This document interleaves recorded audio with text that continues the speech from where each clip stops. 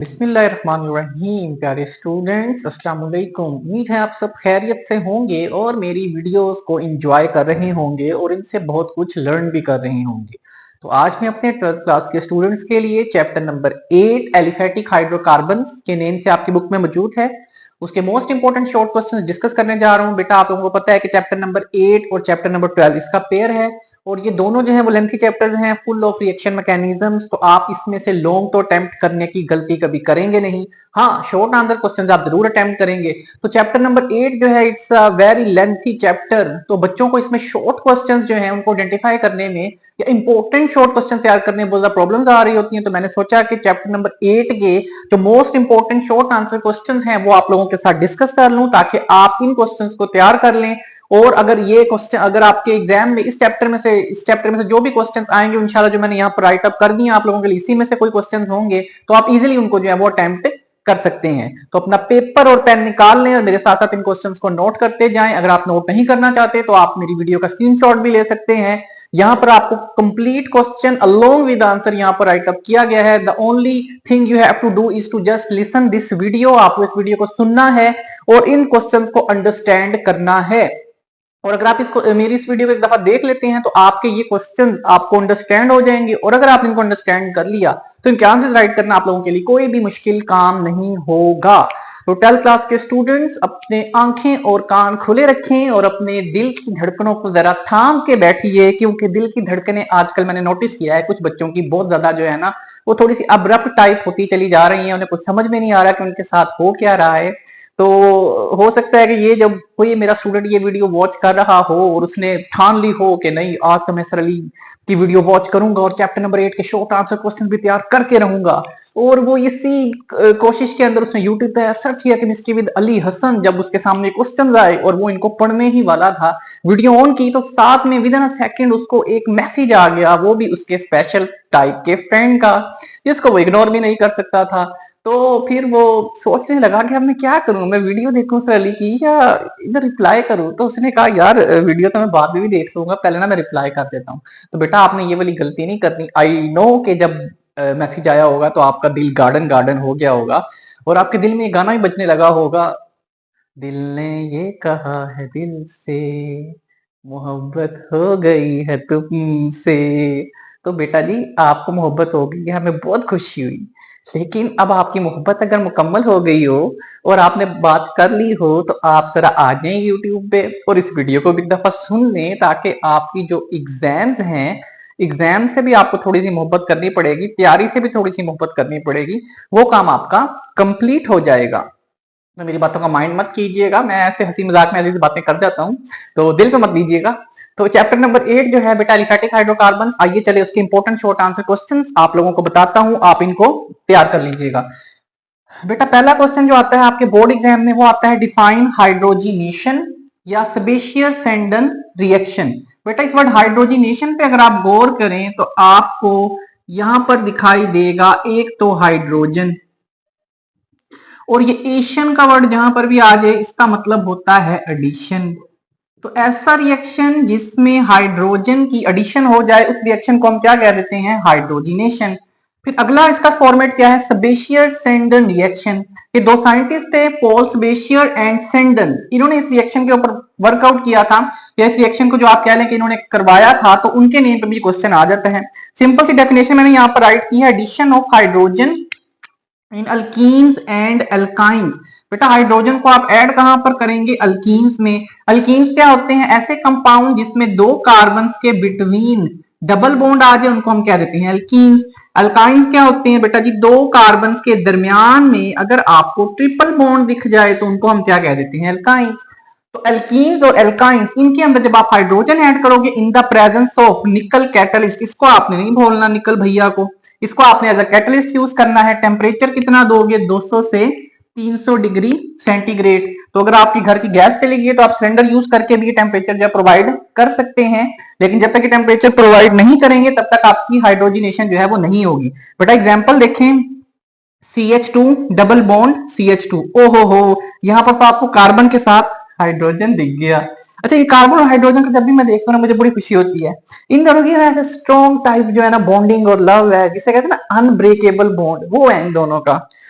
Carbon के पास भी hydrogen है, तुम भी सिंगल हो, लेकिन कोई बात नहीं, आप लोग भी जो है वो जल्दी इन द फेज है कि आप लोग जल्दी जो है वो आप लोग भी जो है आपके साथ भी कोई ना कोई हाइड्रोजन आ जाएगा। तो मुझे पूरी उम्मीद है आप लोग बड़े टैलेंटेड है मेरे स्टूडेंट्स। अच्छा ये देखें बच्चों, अब अल्कीन, अब कार्बन के साथ हाइड्रोजन तो आ गया, ये दो कार्बन के दरमियान बेटा जी डबल बॉन्ड है और इसके साथ दो हाइड्रोजन, इसके साथ दो हाइड्रोजन है। अब यहाँ पर आपने हाइड्रोजन का मॉलिक्यूल ऐड करना है, मींस H2। मैंने समझाने के लिए H बॉन्ड H लिख दिया। अब एक बॉन्ड यहां से ब्रेक होगा जिसे आप सिग्मा बॉन्ड कहते हैं, और एक बॉन्ड यहां से ब्रेक होगा।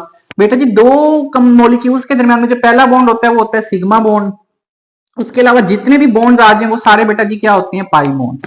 तो ये वाला पाई बॉन्ड यहां से ब्रेक होगा बेटा जी, एक हाइड्रोजन का एटम इस कार्बन से मिला तो CH2, एक हाइड्रोजन ये मिला, क्या बन गया CH3। एक बॉन्ड ये वाला आ गया सिग्मा CH2, दूसरा हाइड्रोजन इस कार्बन से मिला तो ये भी क्या बन गया CH3। तो जब भी दो कार्बन के दरमियान में सिंगल बॉन्ड आ जाए बच्चों हम क्या कह देते हैं, अल्केन। तो इस वर्ड पे थोड़ा सा गौर करना, एंड में अगर इन आ रहा है मतलब सिंगल बॉन्ड है, इन आ रहा है तो डबल बॉन्ड है, और YN आ रहा है तो फिर ट्रिपल बॉन्ड है। तो इस तरीके से आपका हाइड्रोजनेशन या स्पेशियस एंडन रिएक्शन का जो शॉर्ट है ये यहां तक कंप्लीट हो जाएगा। फिर आगे बढ़ते हैं, नेक्स्ट क्वेश्चन आता है डिफाइन हाइड्रोजिनोलाइसिस। हाइड्रोजिनोलाइसिस क्या होता है, addition of hydrogen accompanied by bond cleavage. बेटा ये लाइसिस का वर्ड जहां पर भी आ जाए ना, लाइसिस, इसका मतलब ब्रेक डाउन हो रही है, कोई ना कोई चीज टूट रही है। अब वो कोई भी चीज हो सकती है, वो आपका दिल भी हो सकता है, लेकिन केमिस्ट्री के अंदर जब बॉन्ड ब्रेकेज होती है तो हम लाइसिस का वर्ड यूज करते हैं। तो हाइड्रोजन का मतलब यहाँ पर हाइड्रोजन की एडिशन होगी, और कैसे होगी, थ्रू द बॉन्ड ब्रेकेज। तो देखते हैं इसको बच्चों, ये हमने लिखा RH, ये क्या होता है, बेसिकली अल्काइल हैलाइड। तो अल्काइल हैलाइड के अंदर हमने ऐड किया H2। ये बेसिकली सब्स्टिट्यूशन टाइप रिएक्शन होता है कि एक हाइड्रोजन यहां से आता है और इस X को यहां से हटा के इस R के साथ अटैच होके RH बना देता है। और जो आपके पास यहाँ पर ये वाला X जो है ये फिर क्या करता है बेटा जी, ये इस हाइड्रोजन के साथ मिलके क्या बना देता है, X बना देता है। तो RH ये आपके पास बेटा जी क्या बन जाता है, अल्केन बन जाता है। और ये एक सब्स्टिट्यूशन टाइप रिएक्शन होता है। जैसे आपके पास पहले आपका कोई स्पेशल फ्रेंड था, फिर आपकी लाइफ में कोई और स्पेशल फ्रेंड आया, तो दूसरे वाले स्पेशल फ्रेंड ने पहले वाले स्पेशल फ्रेंड को हटा दिया और वो आपकी लाइफ के अंदर एड अप हो गया। तो फिर आप क्या बन गए, आप अल्केन बन गए हैं। देखो इसके अंदर भी केमिस्ट्री है, आपकी लाइफ के अंदर भी केमिस्ट्री है, बस हमें थोड़ा सोचने की जरूरत है कि केमिस्ट्री कहाँ कहाँ पर जो हमारी लाइफ के अंदर इन्वॉल्व हो रही है। तो बेटा जी हाइड्रोजिनोलाइसिस के अंदर कैटलिस्ट आप डालेंगे प्लाडियम, और प्लाडियम जो है ये इसके साथ आप चारकोल जो है वो भी एडअप करेंगे, C फॉर द चारकोल, और आप हीट भी करेंगे। तो आपके पास बेसिकली RH का मतलब क्या है कि सिंगल बॉन्ड आ गया तो अल्केन की फॉर्मेशन हो जाएगी। बेटा जी अगला क्वेश्चन आता है बड़ा ही इंपॉर्टेंट शॉर्ट क्वेश्चन, मशहूर जमाना, जैसे हीट और डांजा की किससे मशहूर है, वैसे क्लेमिंसन रिडक्शन और वूल किशन रिडक्शन, इन दोनों का डिफरेंस जो है ये भी बहुत मशहूर है एज अ शॉर्ट क्वेश्चन। अब होता क्या है बेसिकली, अब ये यहाँ पर आप देखो क्लेमिंसन साइंटिस्ट था जिसने इस रिएक्शन को करवाया। किस टाइप का रिएक्शन था बेटा जी, रिडक्शन। रिडक्शन क्या होती है बेटा जी, एडिशन ऑफ हाइड्रोजन। तो किसी भी रिएक्शन के अंदर अगर आप हाइड्रोजन को एड अप कर रहे हो तो that reaction is called reduction reaction. करवाने वाला बंदा क्लेमिंसन, तो क्या हो गई क्लेमिंसन रिडक्शन। क्या करोगे बेटा जी, आप इस रिएक्शन के अंदर आप लोगे एक कीटोन को, कीटोन जो है इसको आप रिड्यूस करवाओगे या इसकी रिडक्शन करवाओगे, और रिडक्शन के बाद कीटोन कन्वर्ट हो जाएगा अल्केन में। लेकिन यहाँ पर कैटलिस्ट क्या यूज करोगे, जिंक अमलगम। जिंक अमलगम क्या होता है बेटा जी, जिंक और मरकरी का मिक्सचर होता है, इसे हम कहते हैं जिंक अमलगम। और साथ में क्या ऐड करोगे, HCl। HCl ऐड करने का मतलब एसिड, यानी कि इस रिएक्शन को करवाने के लिए एसिडिक कंडीशंस प्रोवाइड करोगे। आ जाओ रिएक्शन पे, पहले तो आप ये समझो कीटोन होता क्या है बेटा जी, C डबल बॉन्ड हो जिसे आप कार्बोनाइल ग्रुप कहते हो, इसकी दोनों साइडों पर अगर CH3 ग्रुप लग जाए तो इसे हम कीटोन कह देते हैं आसान लफ्जों में। यहां पर हम हाइड्रोजन लेके आए, हाइड्रोजन भी कौन सी लेके आए, नेसेंट हाइड्रोजन। नेसेंट हाइड्रोजन क्या होती है, ऐसी हाइड्रोजन जो ड्यूरिंग रिएक्शन ही प्रोड्यूस हो और आप उसको रिएक्शन के अंदर यूटिलाइज कर लो। ये just like this nascent hydrogen just like a new born baby. तो ये हाइड्रोजन ड्यूरिंग द रिएक्शन ही बनती है और यहाँ पर यूटिलाइज हो जाती है। तो हमने 4 हाइड्रोजन के एटम यहाँ पर एडअप किया। समझना जरा गौर से कि 2 हाइड्रोजन के एटम जो है वो इस कार्बन के साथ मिले तो CH3, 2 हाइड्रोजन इसको मिले, बेटा क्या बन गया CH2, और आगे क्या था CH3। अब आप कहोगे सर जी ये ऑक्सीजन किधर चला गया, बेटा ये देखो जो बाकी के 2 हाइड्रोजन थे वो इस ऑक्सीजन के साथ मिलके क्या बना देंगे H2, O। तो इस तरीके से ये देखो सिंगल बॉन्ड आ गया, तो आपका जो कीटोन था वो किसमें कन्वर्ट हो गया, अल्केन में। और इस रिएक्शन को करवाने के लिए जिंक और मरकरी का एक मिक्सचर यूज हुआ और एसिडिक कंडीशन प्रोवाइड करने के लिए हमने HCl को यूज किया। यहां तक लेमेंजन रिडक्शन क्लियर होगी सबको। आगे बढ़ते हैं Wolff Kishner reduction. Wolff Kishner reduction जो है, ये वुल्फ किश्नर बंदे का नाम था, वुल्फ और किश्नर दो बंदे थे, इन्होंने रिडक्शन करवाई थी। रिडक्शन का मतलब एडिशन ऑफ हाइड्रोजन। अच्छा, इन्होंने क्या करवाया था बेटा जी, इन्होंने एल्डिहाइड को लिया था as a starting material. Aldehyde को रिड्यूस करवाया था किसमें, अल्केन में। कैटलिस्ट कौन सा यूज किया था, हाइड्रोजीन। हाइड्रोजीन क्या होती है, N2H4। और साथ में क्या यूज की, KOH। KOH का मतलब बेस।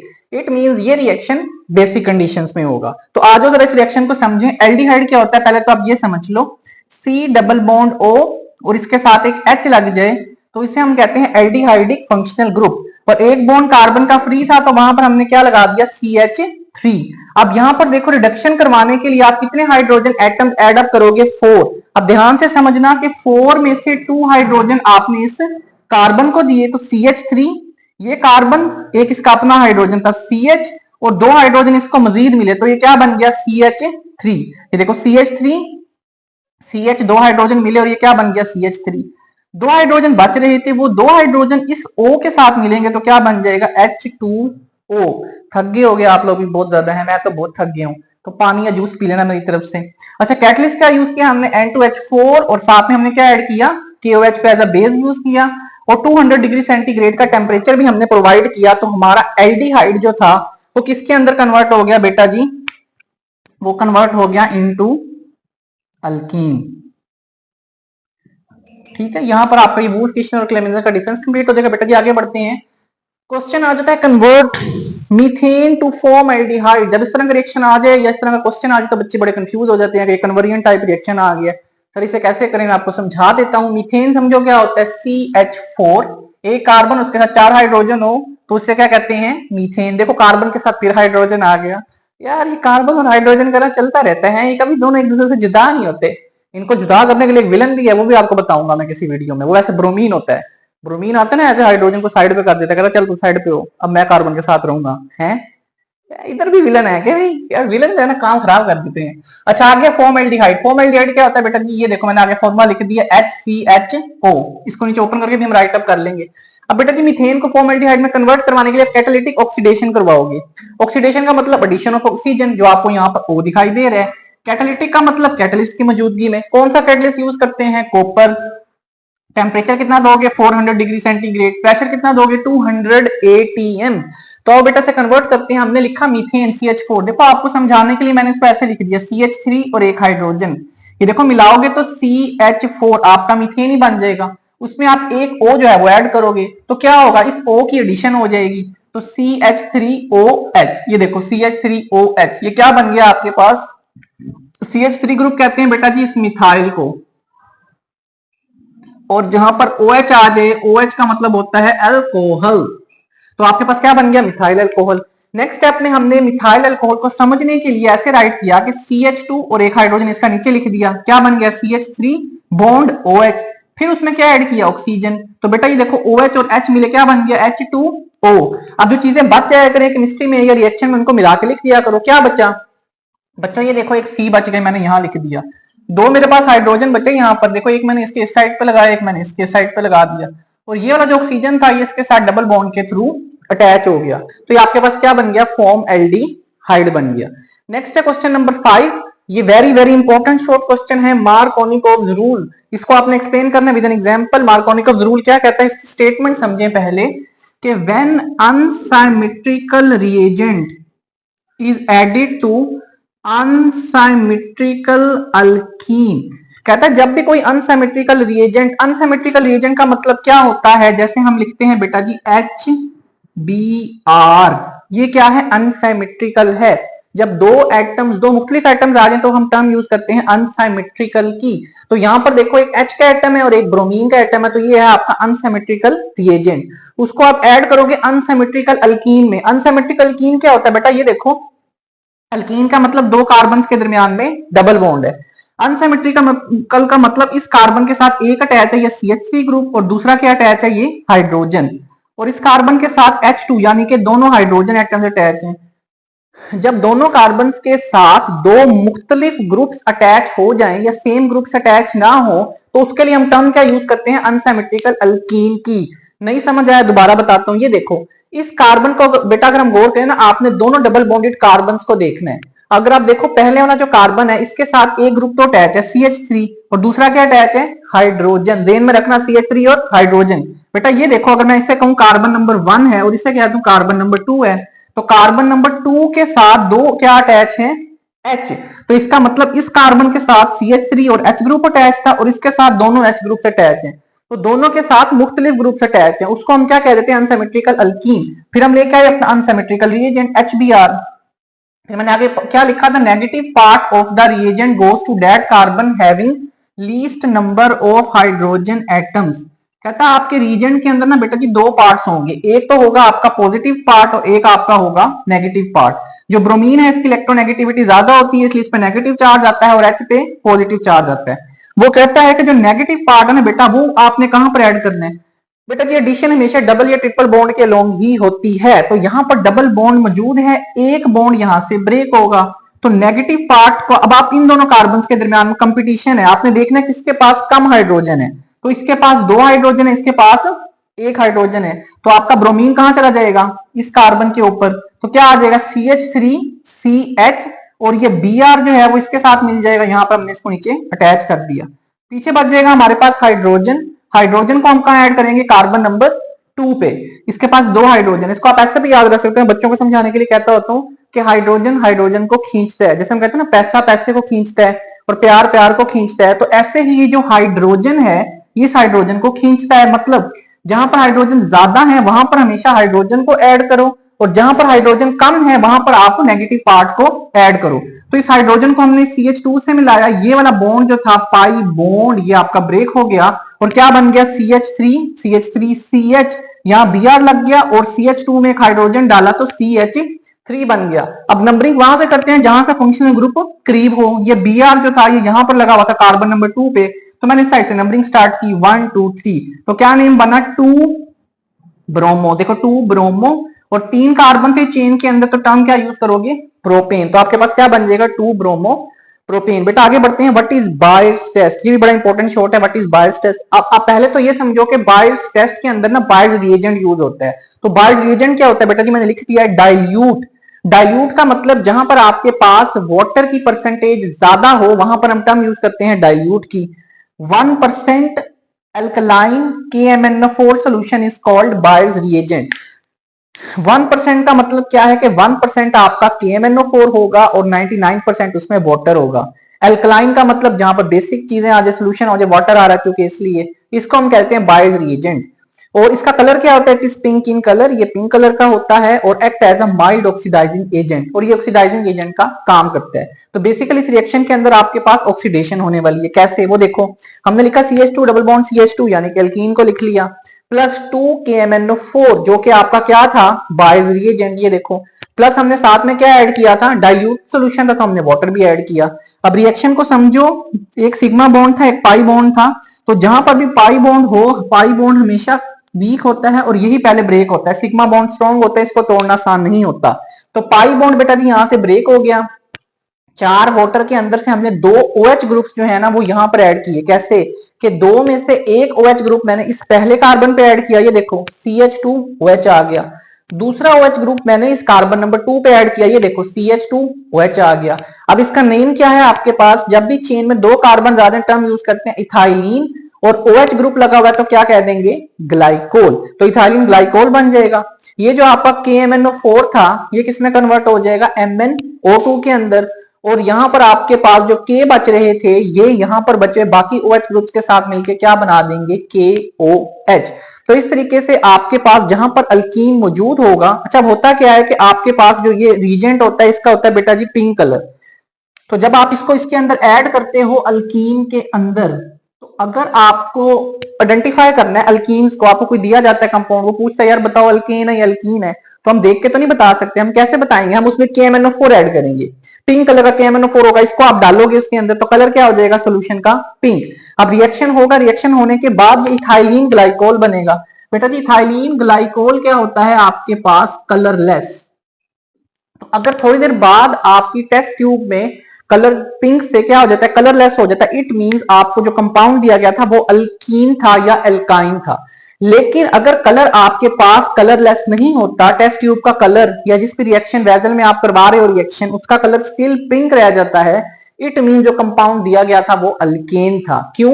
क्योंकि KMnO4 जो है वो वहीं पर ऑक्सीडेशन कर पाता है जहां पर डबल या ट्रिपल बॉन्ड मौजूद होता है। जहां पर सिंगल बॉन्ड या सिग्मा बॉन्ड होता है वहां पर कभी भी ऑक्सीडेशन जो है वो नहीं हो पाती। वहां पर जब काम जो है आप फिर कैटलिस्ट और ऐड करने पड़ते हैं, टेम्परेचर हाई देना पड़ता है, प्रेशर देना पड़ता है, वो खैर अलग कहानी है। पर आपने इसको जो है ज़हन में रखना है कि इसको जो है डायग्नोस्टिक टेस्ट भी यूज किया जाता है फॉर द अल्कीन्स। तो उम्मीद है आपको ये भी समझ आ गया होगा बायस टेस्ट। ये बेटा जी मैंने आपके 6 शॉर्ट क्वेश्चन यहाँ पर डिस्कस कर लिया। तो क्लास हम डिस्कस कर रहे थे चैप्टर नंबर 8 के इंपॉर्टेंट शॉर्ट क्वेश्चंस। आइए आगे आपको क्वेश्चन बताता हूँ। क्वेश्चन नंबर 7 है हमारे पास, डिफाइन पॉलीमराइजेशन। बेटा जी आप वर्ड से इसको समझें कि पॉली मीन्स मैनी, मर का मतलब पार्ट्स और एशन का मतलब रिएक्शन।